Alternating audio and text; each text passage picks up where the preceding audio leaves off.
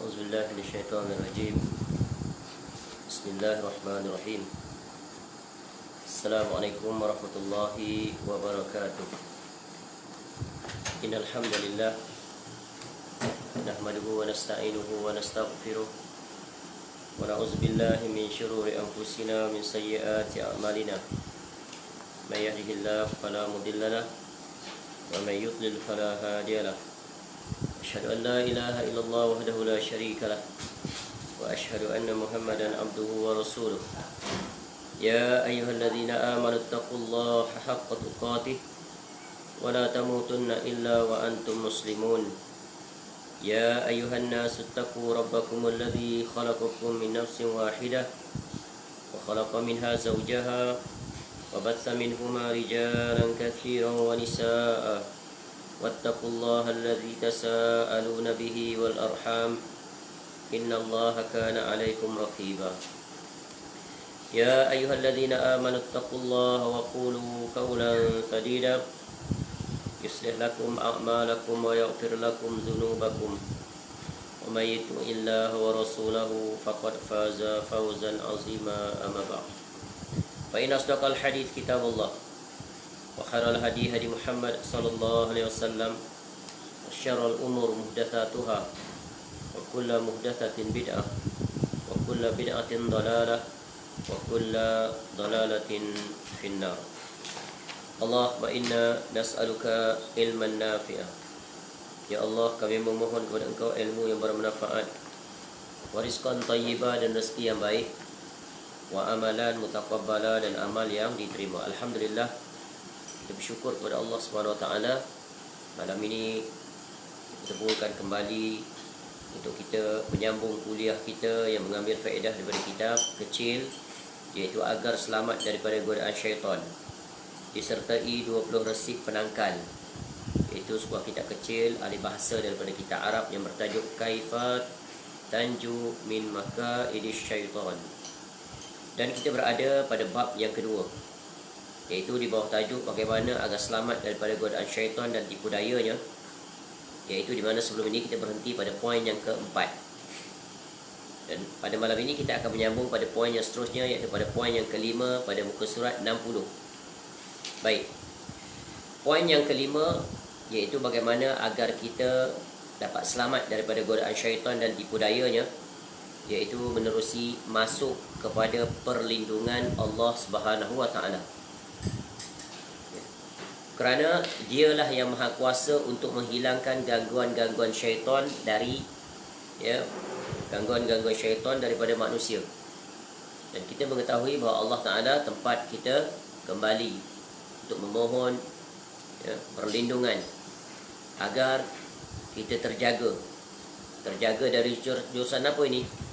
Dari jurusan iman, dari jurusan kedekatan kita dengan Allah Subhanahu Wa Taala. Kerana syaitan dia berusaha untuk melalaikan manusia agar manusia berpaling daripada ketaatannya kepada Allah Ta'ala, dan dia ingin membawa manusia itu ke arah kesesatan. Dan kemuncaknya dia berusaha untuk menjadikan seseorang itu melakukan kesyirikan dan juga kekufuran kepada Allah Subhanahu Wa Ta'ala. Dan itulah yang telah kita jelaskan pada bab yang pertama, iaitu syaitan dan tipu dayanya. Dia akan berusaha untuk membisikkan bisikan-bisikannya kepada setiap anak keturunan Bani Adam agar mereka menjadikan syaitan itu sebagai teman dekatnya. Namun Allah Ta'ala mengingatkan kita dan memberikan pelbagai pertolongan dan bantuan kepada orang-orang yang berusaha untuk menghindarkan diri daripada gangguan syaitan, dengan dia berusaha untuk melakukan ketaatan kepada Allah, dan dia berusaha untuk menjauhkan dirinya daripada tipu daya syaitan. Jadi masuk kepada perlindungan Allah Ta'ala ini adalah supaya kita sentiasa bergantung penuh, berharap kepada Allah Ta'ala. Kerana Allah Ta'ala lah yang menjaga kita. Sebab itu jalan bagaimana untuk mendapat perlindungan Allah Ta'ala tak lain dan tak bukan adalah dengan apa? Iaitu dengan menunaikan segala hak-hak Allah Ta'ala. Sebagaimana dalam hadis yang masyhur, di mana hadis ini iaitu hadis yang menjelaskan tentang wasiat Nabi SAW kepada Ibnu Abbas radhiyallahu anhuma, ihfazillah yahfazka ihfazillah tajidhu tujahaka ila akhiril hadis. Ya, Nabi SAW ketika bersama di atas sebuah kenderaan, ya, Nabi SAW memberikan wasiat yang sangat agung kepada Ibnu Abbas radhiyallahu anhuma. Ya ghulam, inni u'allimuka kalimat. Wahai anak kecil, aku akan berikan kamu beberapa perkataan. Yang pertama apa? Jagalah Allah, Allah akan jaga kamu.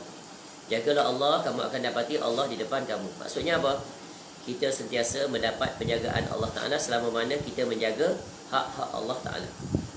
Baik, di sini didatangkan dalil daripada surah Al-Anfal, surah yang ke-8 ayat yang ke-11. A'udzubillahi minasyaitonirrajim.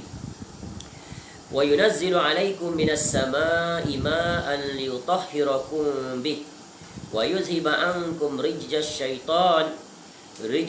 syaitani wa liyarbita 'ala qulubikum wa yutsabbita bihil aqdam. Dan Allah Ta'ala menurunkan kepada kalian hujan dari langit untuk mensucikan kamu, ya, untuk mensucikan kalian dengan hujan itu dan menghilangkan dari kalian gangguan-gangguan syaitan, dan untuk menguatkan hati kalian dan memperteguh dengannya telapak kaki kalian. Ayat ini sebenarnya adalah ayat yang sebelumnya menjelaskan tentang bagaimana, ya, ketika mana Nabi SAW memohon pertolongan kepada Allah. Ini adalah kisah daripada peperangan Badar. Ya, pada ayat sebelum, iaitu surah Al-Anfal ayat 9 hingga 10, ya, Allah Ta'ala berfirman, إِذْ تَسْتَغِيثُونَ رَبَّكُمْ فَاسْتَجَابَ لَكُمْ أَنِّي مُمِدُّكُمْ بِأَلْفٍ مِّنَ الْمَلَائِكَةِ مُرْدِفِينَ وَمَا جَعَلَهُ اللَّهُ إِلَّا بُشْرَى وَلِتَطْمَئِنَّ بِهِ قُلُوبُكُمْ وَمَا النَّصْرُ إِلَّا مِنْ عِنْدِ اللَّهِ إِنَّ اللَّهَ عَزِيزٌ حَكِيمٌ. Ingatlah ketika mana kamu memohon pertolongan kepada Rabbmu, lalu diperkenankannya bagimu. Sesungguhnya aku akan mendatangkan bala bantuan kepada kamu dengan 1000 malaikat yang datang berturut-turut. Jadi Allah, ya, perbantukan kaum muslimin dalam peperangan Badar dengan 1000 malaikat yang turun dari langit.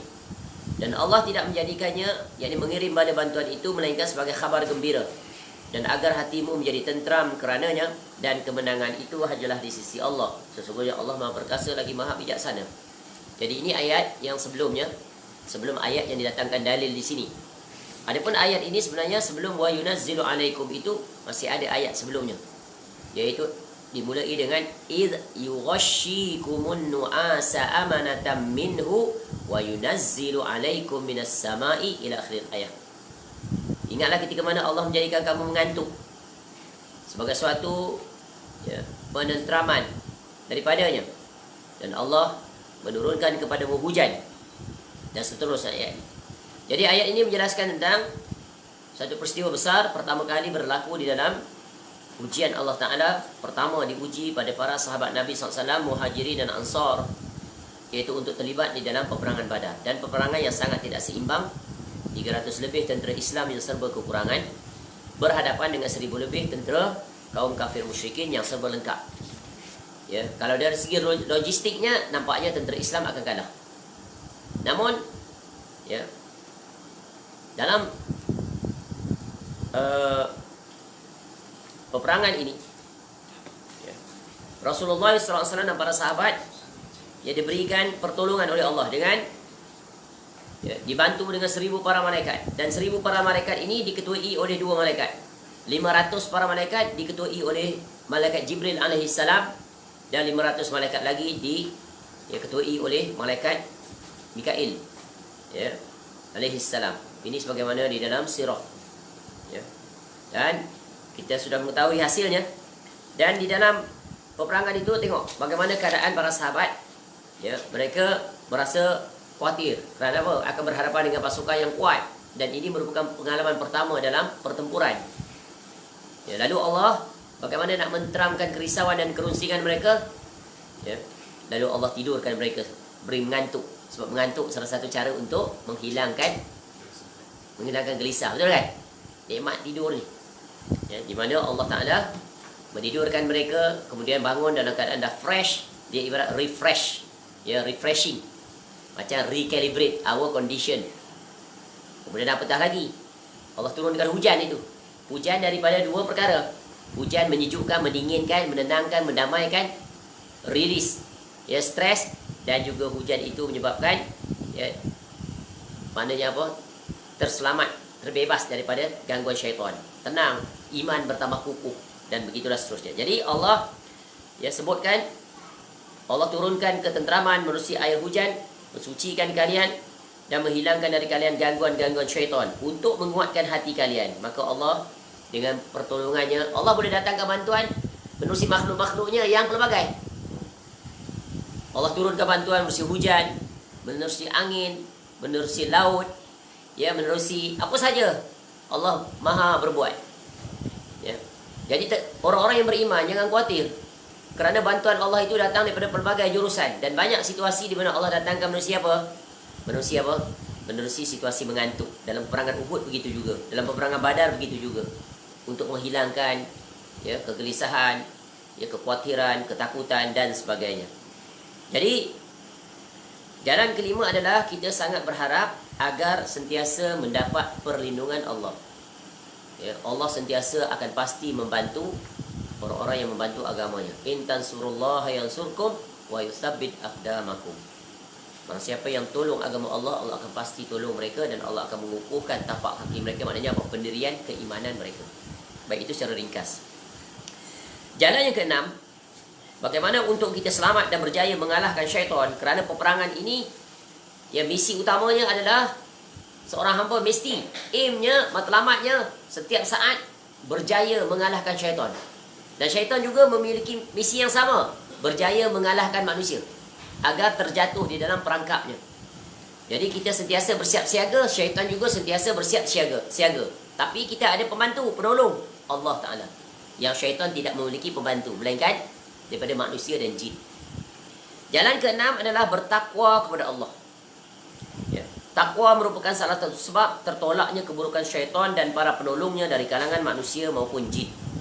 Allah Ta'ala berfirman, A'udzubillahi minasyaitonirrajim, In tamsaskum hasanatun tasu'hum, wa in tusibkum sayyi'atun yafrahu biha, wa in tasbiru wa tattaqu la yadurrukum kaiduhum syai'a, innallaha bima ya'maluna muhit. Jika kalian memperolehi kebaikan, niscaya mereka bersedih hati. Tetapi jika kalian mendapat bencana, mereka bergembira kerananya. Jika kalian bersabar dan bertakwa, niscaya tipu daya mereka sedikit pun tidak mendatangkan kemudaratan kepada kalian. Sesungguhnya Allah mengetahui segala apa yang mereka kerjakan. Surah Al-Imran ayat 120. Nabi SAW bersabda, Ihfazillah yahfazka. Jagalah Allah. Bagaimana kita menjaga Allah? Dengan takwa kepadanya. Niscaya dia akan menjagamu dari segala keburukan. Dan takwa merupakan senjata yang paling utama. Ya, senjata yang paling utama, yang paling berharga setelah dia beriman kepada Allah. Dan perkataan iman, Islam, takwa ni, amal soleh selalu dia interchange. Kadang dia digabungkan, kadang dia asingkan. Bila disebut takwa secara bersendirian, dia meliputi keseluruhan. Iman, amal soleh, dia adalah takwa. Ya. Jadi bertakwa ini adalah merupakan perkara yang sangat besar sehingga dia merupakan wasiat yang sangat agung. Tidak ada satu-satunya wasiat ya yang paling besar melainkan wasiat bertakwa. Kerana apa? Allah Ta'ala berwasiat kepada seluruh hamba-hambanya agar bertakwa kepadanya. Ya, Allah Ta'ala sendiri berwasiat kepada kita. Tengok, kita baca mukadimah tadi. Ya ayyuhalladzina amanu taqullaha, dan seterusnya. Ya, Allah berwasiat kepada kita agar kita sentiasa bertakwa kepada Allah. Wattaqu yawman turja'una fihi ila Allah, thumma tuwaffa kullu nafsin ma kasabat wa hum la yazlamun. Dan takutlah ya pada hari ketika mana semua kamu dikembalikan pada Allah. Kemudian setiap orang diberi balasan yang sempurna sesuai dengan apa yang telah dilakukannya dan mereka tidak dizalimi, dirugikan. Surah Al-Baqarah ayat 21. Ya. Wattaqullaha wa'lamu annallaha bikulli syai'in alim. Dan bertakwalah kepada Allah dan ketahuilah bahawa Allah Maha mengetahui segala sesuatu. Al-Baqarah ayat 231. Ya, dan mukadimah kita baca. Ya ayuhan nasu taqu rabbakumul ladzi khalaqakum min nafsin wahidah ila akhir ayat. Dan ayat yang pernah kita baca tentang persiapan untuk negeri akhirat. Allah ingatkan kita. Ya ayyuhalladzina amanu taqullaha wal tanzur nafsum ma qaddamat lighad wattaqullaha innallaha khabirum bima ta'malun.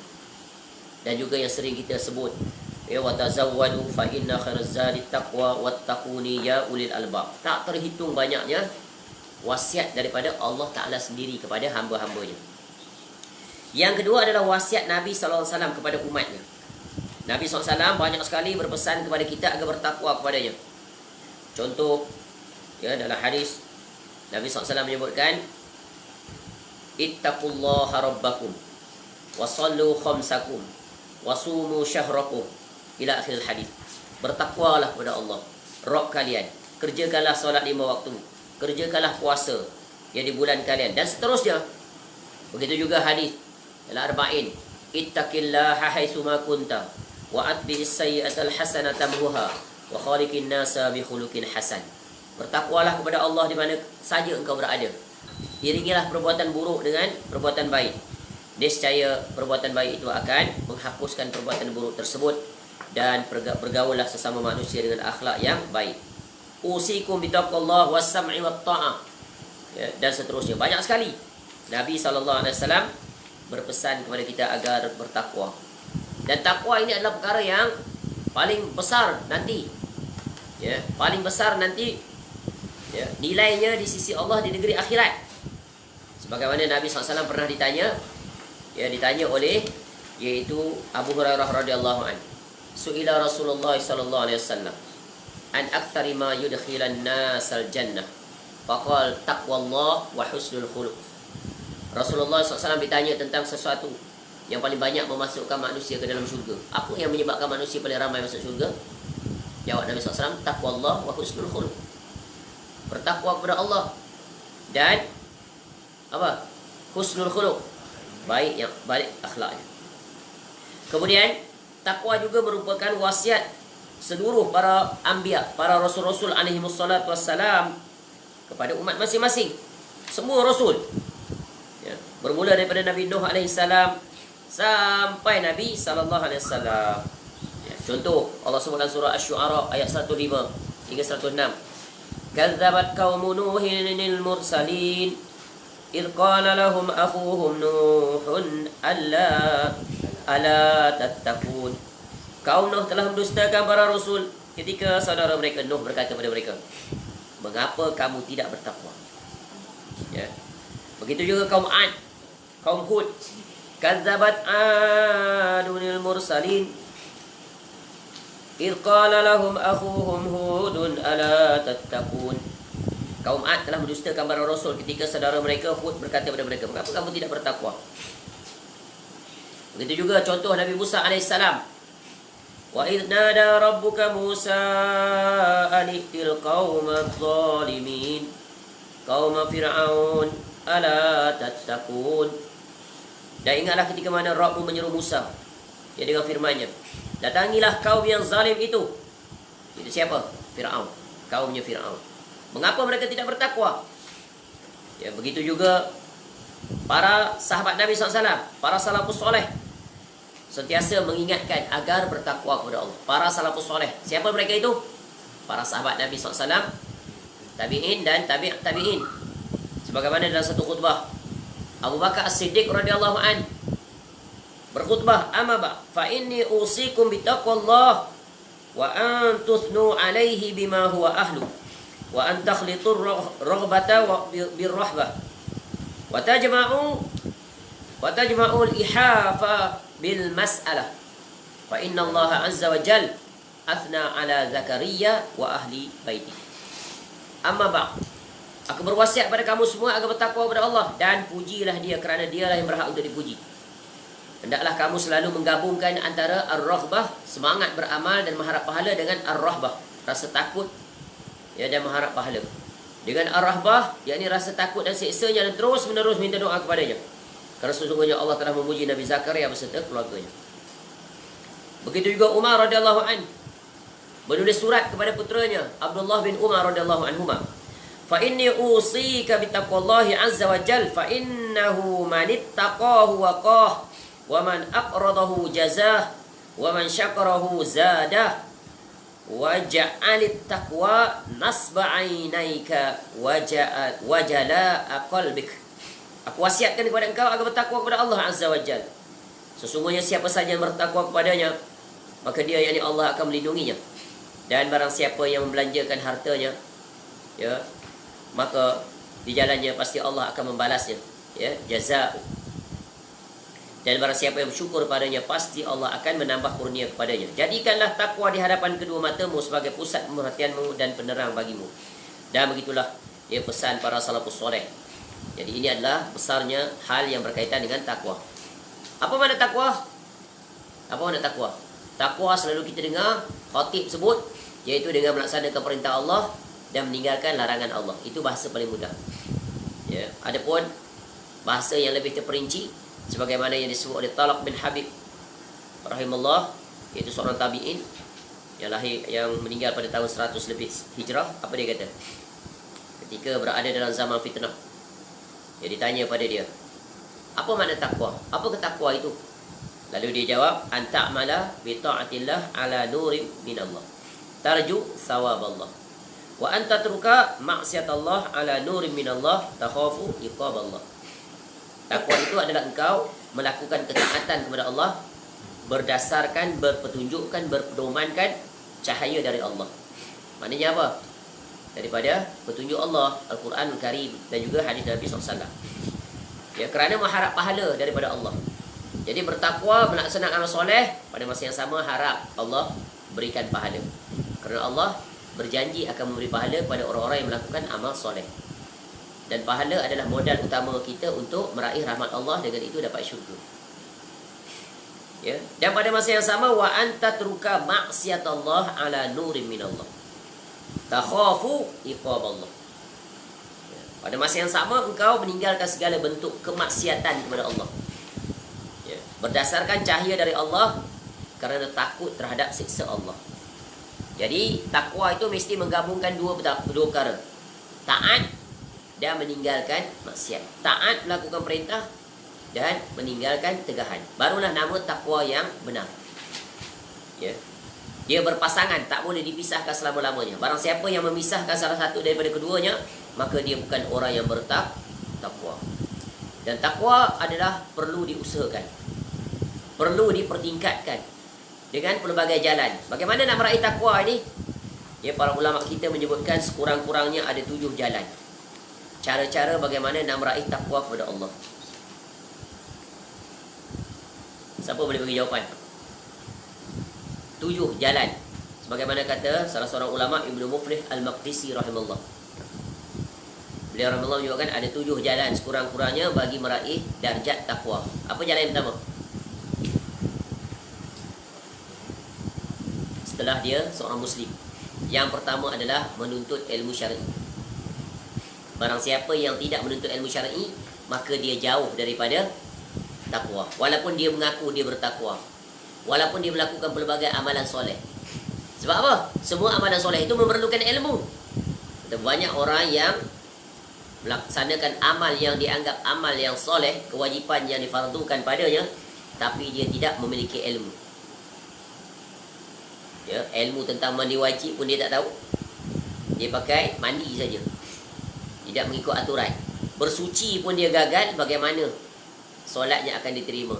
Nabi SAW akan menyebut celaka bagi orang yang solat, ya, tapi apa? Tumitnya tak basah ketika dia berwudu. Itu baru tumit. Betapa banyak orang yang berwudu, ya, wudunya begitu cepat seperti ayam mematuk-matuk makanan. Buka paip dalam maksima, dia tolak je tangan dia, macam orang mundar-mandir ke depan ke belakang. Ya, itu belum lagi kesempurnaan sunnahnya yang wajib. Kadang-kadang dia selang-seli kiri kanan, dia bertukar-tukar dalam berwudu, di tangan dan di kaki khususnya. Jari-jarinya tak digosok dengan jari kelingkingnya. Jari-jari khususnya pada jari-jari jemari kaki. Dan betapa banyak orang yang solat dengan memakai pakaian yang ketat. Lelaki, bukan perempuan. Perempuan tak usah kira lah. Ini lelaki kita nak cerita. Ya, sampai nampak ubul dan dubulnya. Ya, sampai nampak alur buntutnya dari arah belakang, pakai t-shirt yang pendek. Sah tak solat? Tak sah. Orang belakang tengok nampak. Ya, betapa banyak pemuda-pemuda yang begitu kita nampak. Masya Allah.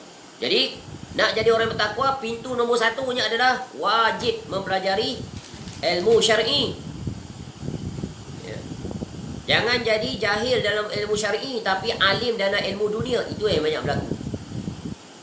Kasihan. Ilmu dunia pandai dia. Ya, spesialis lagi. Ya. Tapi ilmu akhirat jahil. Kasihan. Ramai tak orang seperti ini? Ramai. Ya. Jadi ilmu syar'i adalah pintu terbesar untuk meraih ketakwaan. Sebab itu Allah sebut innama yakhsyallaha min ibadihi al-ulama. Ya. Orang yang paling takut sekali di kalangan hamba Allah itu adalah para ulama. Ulama di mana apa? Orang yang alim. Orang yang berilmu. Sebab orang yang berilmu, dia bila terjatuh ke dalam kemaksiatan, dia masih selamat sebab dia tahu dia jatuh dalam kemaksiatan. Cuma nafsu dia yang diperturutkan. Ya, tapi dia tetap ada ya, penyesalan akan datang. Ya, sampai masanya. Tapi kalau orang jahil, dia jatuh, dia anggap dia tak bersalah. Dia anggap itu biasa. Dia tak rasa apa-apa. Ini bencana. Jadi kewajipan kita adalah menuntut ilmu sepanjang usia sampai mati. Walaupun dah jadi ustaz, jadi tok guru, tetap wajib belajar. Kerana ilmu Allah itu tak terhitung, tak terhingga. Banyak perkara. Apatah lagi kita bukan spesialis dalam seluruh bidang. Orang sekarang ni kebanyakannya dia hanya spesialis bidang tertentu saja. Kalau dia belajar syariah, syariah dia pakar. Itu pun belum tentu dia pakar. Ya, sebab bukan semua kitab dia belajar. Nampak? Kalau dia ambil jurusan akidah, akidah dia pakar. Tapi belum tentu yang lain. Kalau dia ambil bagian hadis, hadis dia pakar. Ya, kecuali dia mengambil inisiatif sendiri untuk menampung yang lain. Tapi kalau mengikut sistem universiti umpamanya, jurusan itu memang dia expert bahagian tu. Tapi bahagian lain banyaknya kekosongan padanya. Ambil bahagian hadis, belum tentu fiqh tu. Bahagian awal mukadimah pun belum tentu dia kuasai. Kecuali dia belajar. Ini adalah kenyataan. Ya, sebab itu tugas kita menuntut ilmu ya adalah kewajipan. Banyaknya ilmu. Ilmu Al-Quran, ilmu hadis, ilmu fiqh. Dan cabang-cabangnya tak terhitung. Tapi yang penting sekali, wajib melepasinya adalah ilmu fardu ain. Adapun yang lain itu adalah option. Ya, sebagai elektif. Yang fardu ain tadi trust. Wajib. Wajib macam mana nak bertaharah, bersuci. Ni air pun tak tahu. Ya, kalau kita tanya apa bentuk air yang boleh kita gunakan untuk berwudu, nyatakan jenis air yang boleh. Kalau tak ada air, macam mana nak berwudu?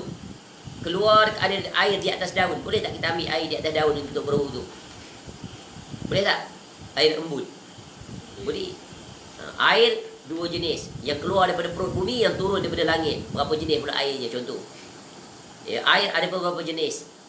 Air kalau masuk setitik, ia berubah tak daripada sifatnya, warnanya dan baunya. Itu semua kriteria. Kalau tidak dipelajari, bagaimana nak tahu? Ya. Tak ada air macam mana nak solat? Ya. Tayamum pun tak tahu. Tak pernah belajar macam mana cara tayamum. Padahal paling senang sekali. Masya Allah. Kalau dia hospitalize, dia hospital, air tak boleh guna.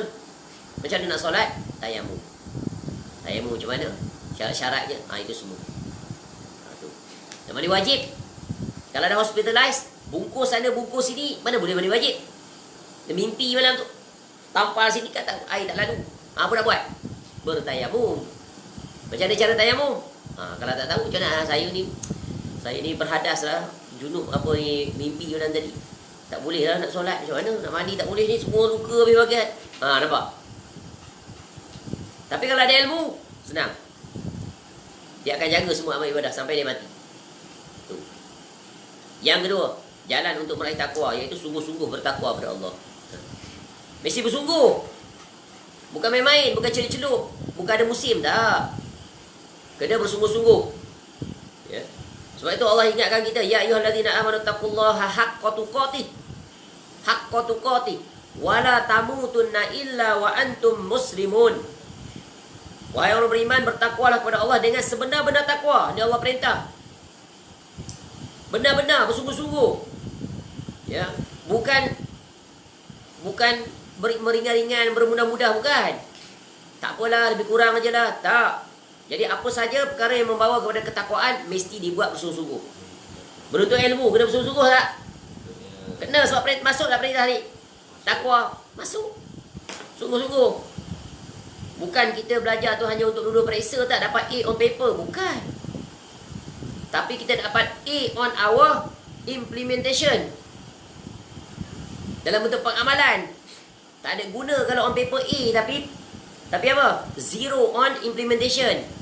Ini bencana pula jadi. Jadi boomerang, backfire. Allah ingatkan, ya ayyuhallazina amanu lima taquluna ma la taf'alun kabura maqtan indallahi an taqulu ma la taf'alun. Nampak? Maksud jawab A semua. Tapi in reality, in practicality, zero. F. Ini kan banyak sekarang belajar universiti. Ya, ambil jurusan agama tapi penampilan tak nampak macam orang agama. Lebih teruk daripada orang ambil jurusan akademik. Yang sepatutnya orang akademik itu pula lebih baik. Jaga solat 5 waktu, rajin baca Quran, rajin datang majlis ilmu, rajin baca kitab. Ni ambil jurusan agama ni banyak habis masa. Nampak tak? Dan ini realiti yang boleh kita lihat.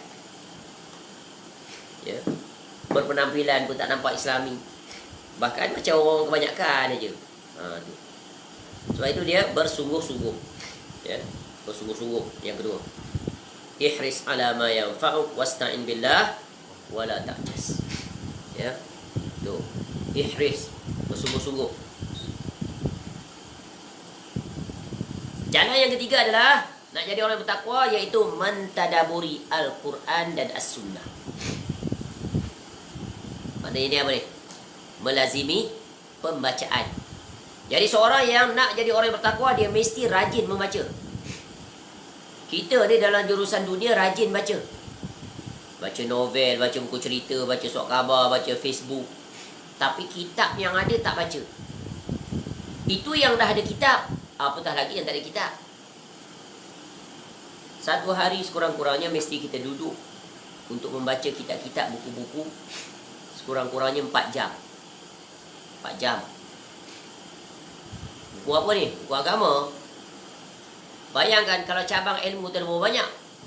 Nak baca kitab, nak baca Quran, nak baca tafsirnya, baca hadis, nak baca huraiannya, baca kitab fiqh. Banyak fiqh tu daripada awal bab sampai akhir bab. Takkan nak berkutat bab taharah dengan solat aja. Puasa, zakat, haji, tu baru bab fiqh ibadah. Next fiqh pula, fiqh apa? Ya, fiqh barangkali fiqh munakahat. Nak tahu daripada awal sampai akhir. Habis fiqh munakahat, fiqh muamalat. Semua tu adalah perkara yang akan kita lalui. Jual beli, berbagai kena tahu. Kemudian fiqh apa lagi? Ya. Fiqh yang berkaitan dengan fiqh jinayat. Itu knowledge lah, itu sebab pemerintah. Tapi kita tak kena tahu. Fiqh apa lagi? Banyak. Ya, fiqh jihad, semua ada. Supaya tak terbabas. Ya, jangan ikut jalan yang salah. Dan banyak lagi dalam kitab fiqh itu. Ya, bertahun-tahun. Banyak huraian dan penjelasan. Ya, pelbagai perincian, mula daripada matan yang paling ringkas, asasi, naik pertengahan, naik yang tinggi. Ya, ada banyak isu-isu yang berlaku, kita kena tahu. Ya, apatah lagi kita orang yang takhasus di bidang agama. Sebab nanti kita akan memberikan jawapan pada soalan-soalan yang diajukan. Ya, untuk memberikan penerangan dan penjelasan. Apatah lagi para ulama dan begitu rasul. Jangan asal menjawab saja. Dan bertemu banyak orang yang bermudah-mudah dalam bab mengeluarkan fatwa, sehingga membinasakan dia dan juga orang yang dia keluarkan fatwa. Jadi mentadaburi Quran dan Sunnah ini adalah jalan. Ya, baca Quran dengan pemahaman, baca hadis dengan pemahaman, maka akan meningkatkan ketakwaan. Jalan yang seterusnya adalah jalan yang keempat, adalah berdoa kepada Allah. Ya, minta kepada Allah. Sebab tu Nabi SAW ajar kita, Allahumma inni as'alukal huda wat tuqa wal afafa wal ghina. Ya Allah, aku pohon kepada engkau ketakwaan, petunjuk. Mula-mula petunjuk dulu. Kemudian al-huda. Al-huda wat tuqa, dan ketakwaan. Kemudian wal afa, kesucian diri. Diri bersih, maruah terjaga. Wal ghina, dan kecukupan. Kaya ni sudah apa? Cukup dah. Apa yang Allah bagi tu rasa cukup. Ya, tak tamak. Kalau kena penyakit tamak, binasa. Jadi bersederhana lah. Bersyukur dengan apa yang ada, tidak disibukkan dengan apa yang tiada. Alhamdulillah ya Allah, syukur. Boleh faham? Kerana ada orang yang lebih sulit dan susah daripada kita. Sesusah-susah kita, ada lagi tak orang yang lebih susah? Ada. anak masih kecil-kecil lagi, hilang pekerjaan. Isteri duduk di rumah, suami juga duduk di rumah, anak-anak kecil semua duduk di rumah. Rumah masih menyewa, kereta masih berbayar. Macam mana? Walaupun susah-susah kita, rumah tak payah bayar sewa. Nampak? Ya. Walaupun hilang pekerjaan, ya, tapi tidak berhutang contohnya. Tak adalah tidur malam tak lena, siang ketakutan. Masihlah lagi boleh, ya, pergi ke sungai ke pancing ikan, bawa balik ikan boleh makan, beras saja nak beli. Tapi ada orang yang memberi bantuan. Pergi tempat-tempat yang ada orang sediakan makanan untuk diinfakkan, minta, beri. Sebab memerlukan. Boleh minta atau tidak? Boleh. Ya, minta. Tengok para sahabat Nabi SAW miskin-miskin datang tanya, makanan ada tak lapar. Ya, Nabi SAW ajak jom kita pergi rumah sahabat, ada makanan, mudah-mudahan. Tengok dalam Syama'il Muhammadiyah, dalam kitab Riyadhus Shalihin, ada dijelaskan bagaimana para sahabat Nabi SAW susah sulit, tak makan berhari-hari. Ya, ada sahabat yang memanggil datang untuk disediakan makanan. Dan kewajipan, ya, kita sebagai Muslim, yang mengambil tahu orang yang susah, bantu mereka. Kita tak boleh bantu, kita tolong. Kita sebagai perantara. Itulah maknanya takwa. Maknanya takwa ini tidak mementingkan diri sendiri. Ambil tahu tentang jiran dan seumpamanya. Ya, jangan kita senang, kita ada pekerjaan, kita keluar pagi balik petang, kita tengok jiran kita tak ada pekerjaan, duduk rumah, barangkali tanya khabar macam mana, ada apa yang boleh saya bantu, keadaan okey ke tak, tanya, ambil tahu. Itu yang paling dekat dengan kita. Ya, itu yang pertama kena dilakukan. Sebab itu Nabi SAW larang jiran kamu dalam kelaparan, kamu dalam kekenyangan. Nanti asbab itu tak masuk syurga. Sebab apa? Tidak bersyukur di atas nikmat yang Allah beri pada dia. Dia lupa terhadap orang lain yang Allah uji dia dengan kesusahan itu. Dia ambil tahu ke tidak? Ya, jadi Nabi SAW ajar kita berdoa banyak tentang mohon agar bertakwa. Ya. Kemudian yang kelima adalah nak jadi orang yang bertakwa, berkawanlah, bertemanlah dengan orang yang bertakwa. Ya. Kalau berkawan dengan ahli maksiat jadi apa? Jadi bertakwa tak? Tak. Jadi orang yang makin jauh daripada Allah. Sebab itu Nabi SAW mengingatkan kita dalam beberapa hadis. Contoh, ar-rajul ala dini khalili, falyanzur ahadukum man yukhalil. Ya, seorang lelaki itu dilihat dengan siapa dia berteman. Ya, seorang lelaki itu agama dia dilihat dengan siapa dia berteman. Maka hendaklah, ya, salah seorang di antara kamu itu melihat dengan siapa dia berteman. Ini kaedah yang sangat agung. Kalau kita nak jadi orang yang soleh, kalau kita nak jadi tok guru, nanti besar nanti nak jadi tok syekh, nak kawan dengan siapa? Nak kawan dengan siapa?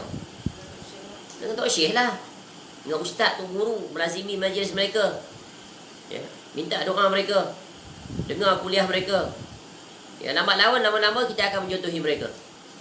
Contohi akhlaknya, contohi cara dia mengajar, ya, contohi nasihat-nasihat yang dia berikan. Dan semuanya itu nanti akan bermanfaat bagi seorang murid. Ya. Kalau nak jadi ahli masjid, mesti berkawan dengan ahli masjid. Dan itu adalah rumus yang memang benar, yang lazim.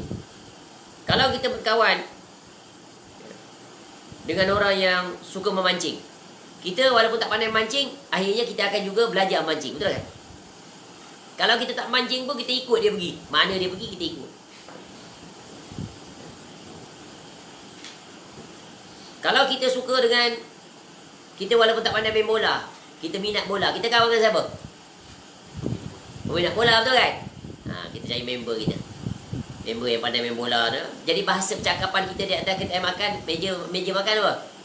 Bola. Kau masukkan apa? Aku masukkan ni. Kalah lah kau. Tengok masukkan aku, hebat lah. Dan berbagai lah. Jadi kalau nak jadi orang yang bertakwa, ya, berkawanlah dengan ahli takwa. Eagle flock together. Tu bahasa Inggeris kata. Burung elang takkan kawan dengan burung gagak, takkan kawan dengan burung pipit, lagi tak kawan. Dia makan lagi dia. Dia akan berkawan dengan burung apa? Burung elang. Ya. Tu. Yang keenam, jalan untuk meraih takwa kepada Allah adalah menjauhkan perbuatan dosa dan maksiat. Ini memang wajib.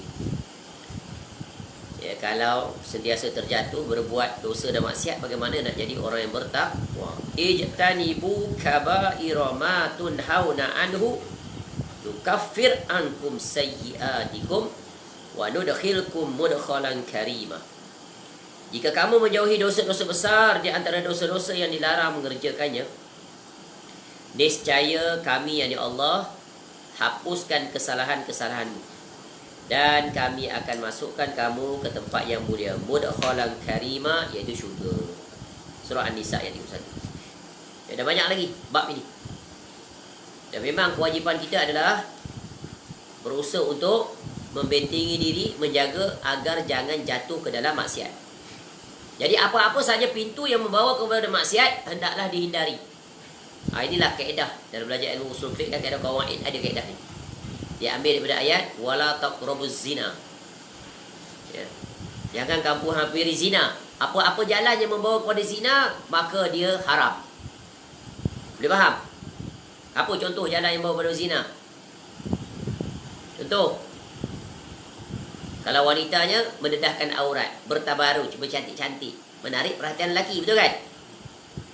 Melemah lembut suara, pantang orang wiwi sikit, wiwi dia, ya, hilang sifat malu. Jaga mata, jaga tempat-tempat, jangan pergi berkumpul di tempat-tempat di mana berlakunya pergaulan bebas, nanti terbabas. Jangan mengurat, jangan bertulis surat dengan wanita atau lelaki yang bukan mahram. Apatah lagi bertelefon, bercalling-calling, halo-halo, hai. Itu haram hukumnya. Tapi sekarang orang kafir mengajar begitu. Maka terjatuhlah orang Islam ke dalam lembah itu. Ya, maka bercampur gaul lah mereka sehingga di sekolah agama pun bercampur gaul lelaki perempuan, buat assignment, tugas bersama satu meja. Group study. Ini semua pintu-pintu yang membuka kepada kemaksiatan. Akhirnya dianggap perkara biasa. Dekat tempat kerja, tak usah kira lah. Kita hidup di zaman ini seperti itu. Berbeza dengan di zaman para salafus soleh, di mana para wanitanya terjaga, para lelakinya terselamat, di mana para wanitanya tidak berkeliaran kesana kemari keluar daripada rumah. Sebab itu ada para ulama mengatakan tentang wanita di zaman tabi'in ini, mereka hanya ditemui dalam 4 atau 5 saja keadaan. Bila? Yang pertama, bila dia dikahwini, dia keluar daripada rumah ni, nampak keluar pergi tu.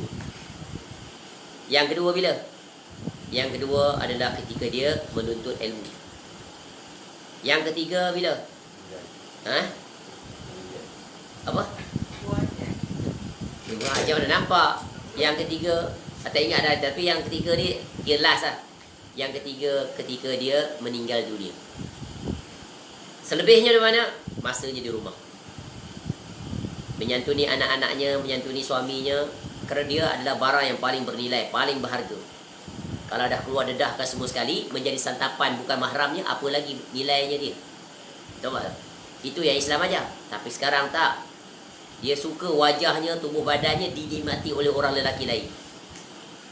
Maka berdosa dia. Sebab itu tak hairan Nabi SAW sebut, yang paling ramai penghuni neraka para wanita.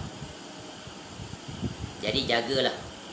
Ya, jagalah penampilan, jagalah diri bila keluar di rumah khususnya. Jangan keluar kita itu menuai dosa yang tak terhitung banyaknya. Keluar tu untuk kebaikan, rupa-rupanya dapat bertumpuk-tumpuk, bertimbun-timbun dosa. Itu baru 1 hari keluar. Bayangkan kalau 30 tahun keluar daripada rumah dengan tidak mematuhi syariat. Para wanita dia banyak, dia rasa dia biasa je benda-benda macam ni. Dia keluar pergi kerja dan sebagainya, dia rasa tak rasa. Balik tu astagfirullah, ya Allah.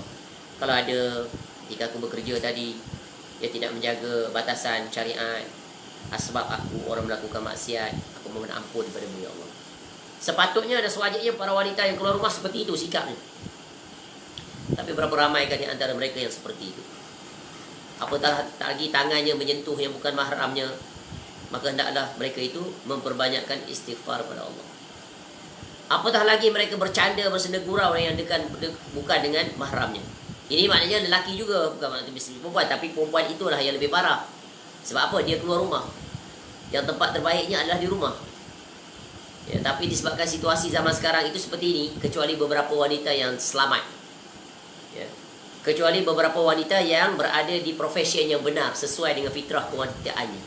Dan berapa banyak wanita yang keluar daripada fitrah kewanitaan, dia masuk dalam perkara yang tak sepatutnya dia masuk. Nanti dia akan berhadapan dengan Allah di negeri akhirat.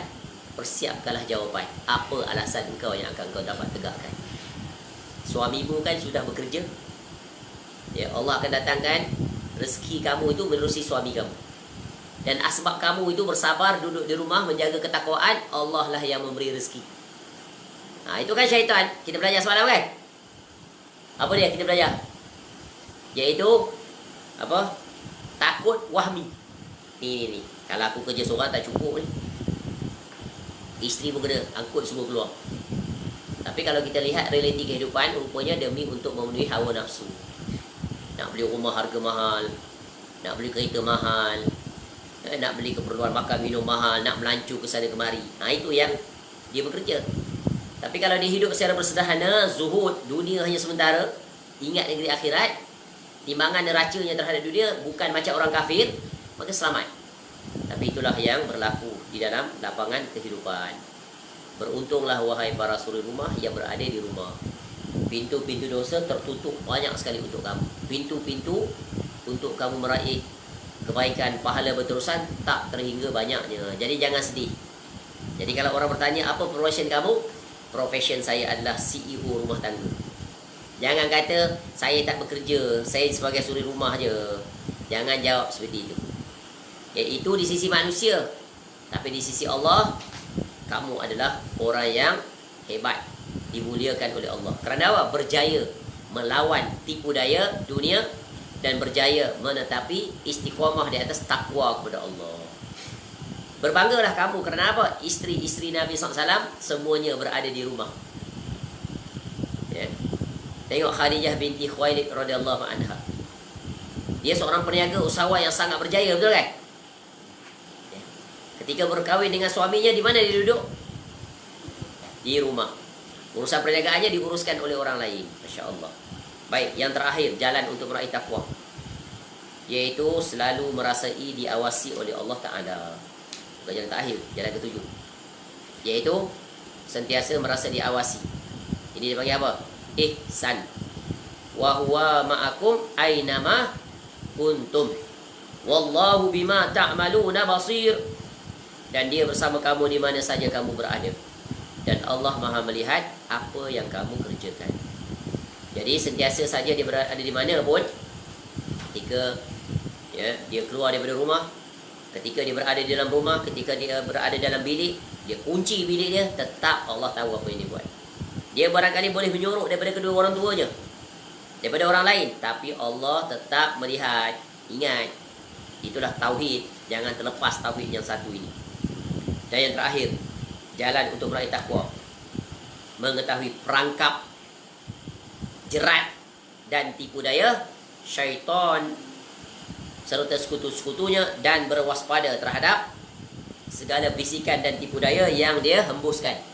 Sebab itu Allah ajar kita dalam surah Al-Mu'minun, surah yang ke-23 ayat 97 dan 98. Apa kata Allah Ta'ala? Wa qur rabbi a'udzubika min hamazatis syayatin. Ya.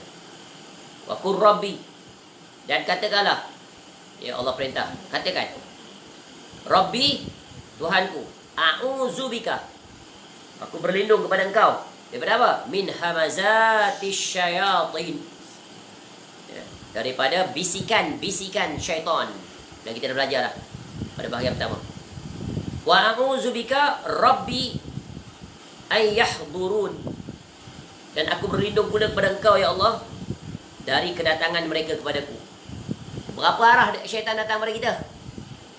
Dalam Quran disebut tu, depan, belakang, kiri, kanan, atas, bawah, complete from any angle, 90 degrees, 180 degrees, 360 degrees, semua dia datang. Ya, so kita kena pasang kita punya apa? Shield. Yeah, totally shape, oval shape or globe shape around, surrounding ourselves to be safe from syaitan dan sekutu-sekutunya, threat dia. Ya, dan juga attack. Dia nak attack kita, dia nak wujudkan apa? They are going to attack and threatening us. So we have to put, we have to have our ship, our own ship ni lah dia, 8 jalan ni. Ya, semoga Allah Ta'ala menjaga kita dan menyelamatkan kita daripada tipu daya syaitan agar tidak terjatuh kepadanya. Dan jika kita terjatuh disebabkan oleh kealpaan atau mengikuti hawa nafsu, maka hendaklah segera kita bertaubat kepada Allah. Kerana dengan taubatlah syaitan akan menangis. Ya, sebagaimana Allah sebut sebelum ini.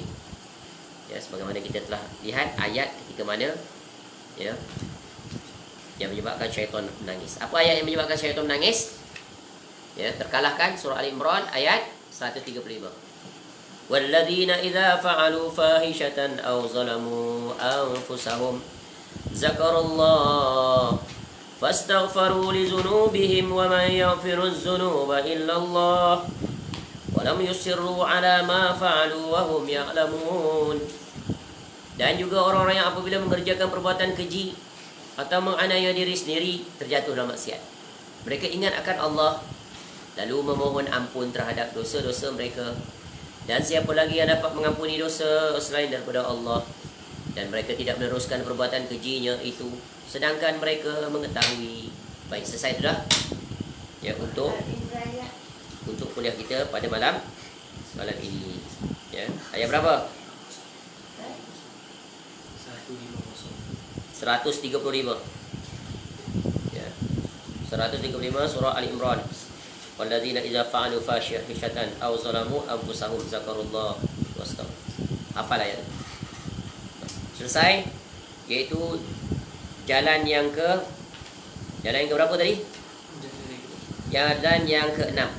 Jadi pada malam ini bukan jalan yang di perangkap dalam kitab ni. Tadi 8 jalan untuk meraih takwa. Jadi kita berhenti pada poin yang ke-6 muka surat 61. Jadi malam ni kita telah mengambil 2 faedah, iaitu cara yang kelima masuk pada perlindungan Allah Ta'ala, dan yang ke-6 bertakwa kepada Allah menerusi 8 jalan. Ya, semoga dengan itu Allah menjaga kita dan hendaklah kita sentiasa bertakwa kepada Allah ya, setiap saat dimanapun kita berada, dan moga kita mati di atas ketakwaan. Allahumma ahyina wa amisna alal Islam was sunnah. Itulah takwa. Mudah-mudahan bermanfaat. InsyaAllah pada umur kita akan melanjutkan pada poin yang ke-7, iaitu membaca isti'azah, iaitu meminta perlindungan kepada Allah Ta'ala dari syaitan dalam beberapa keadaan yang dinyatakan pada poin yang ke-7 ini. Semoga bermanfaat. Ya, semoga dengan itu kita akan terus ya, diberikan kesungguhan, istiqamah di atas ketaatan, bersabar, bersyukur ya, dan akhirnya ya, kita semoga akhir kalam kita nanti Allah matikan kita tetap di atas husnul khatimah. Allahumma khtim lana bi husnil khatimah wa la takhtim alaina bi su'il khatimah. Semoga Allah Ta'ala menghimpunkan kita kesemuanya nanti di negeri akhirat, di dalam syurga Firdaus bersama dengan Nabi SAW, ma'al ladzina an'amta 'alaihim minan nabiyyin was-siddiqin wasyuhada'i was-shalihin wa hasuna ulaika rafiqa. Wallahu a'lam. Subhanakallahumma wa bihamdika asyhadu an la ilaha illa anta astaghfiruka wa atubu ilaik. Wa sallallahu ala nabiyyina Muhammad wa ala alihi wa sahbihi wasallam. Wa akhiru da'wana alhamdulillahi rabbil alamin. Assalamualaikum warahmatullahi wabarakatuh.